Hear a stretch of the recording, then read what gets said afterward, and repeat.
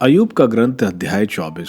सर्वशक्तिमान न्याय का दिन क्यों नहीं निर्धारित करता? उसके भक्त उसके दिन क्यों नहीं देखते? दुर्जन खेतों की सीमा पत्थर खिसकाते हैं और चुराए हुए झुंड चराते हैं। वे अनाथों का गधा हाँक कर ले जाते हैं और विधवा के बैल को बंधक के रूप में रखते हैं। वे गरीब को मार्गों से भगाते हैं, देश के सभी दरिद्रों छिपाने को बाध्य हो जाते हैं, जिससे वे मुंह अंधेरे निकलकर भोजन की खोज में जंगली गधों की तरह उजाड़ खंड में भटकते फिरते हैं। उससे उनके बच्चों का निर्वाह होता है। वे रात को लूने हुए खेतों में सिला बिनाते और दुष्ट की दाखबरी में बचे हुए अंगूर तोड़ते हैं। वे कपड़ों के अभाव में रात को नंगे पड़े रहते हैं। जाड़े में भी उनके पास ओढ़ने का कुछ नहीं। वे पर्वतों की वर्षा से भीगते और आश्रय के अभाव में चट्टान पर पड़े रहते। दुर्जन प्रत्यहीन बच्चे को उनकी माता की गोद से छीनते और दरिद्र की संतान को बंधक के रूप में रखते हैं।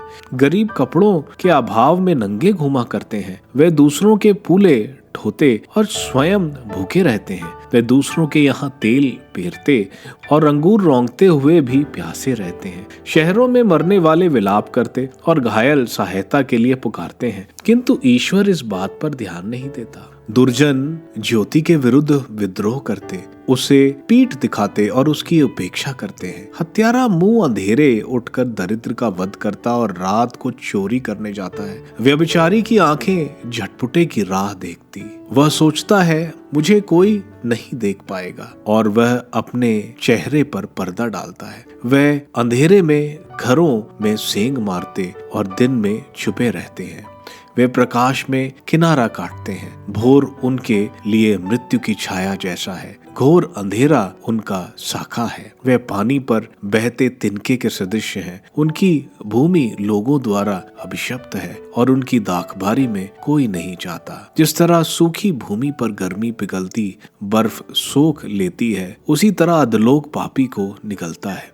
उसकी माता उसे भुला देती है, उसे कीड़े खा जाते हैं, उसे कोई नहीं याद करता।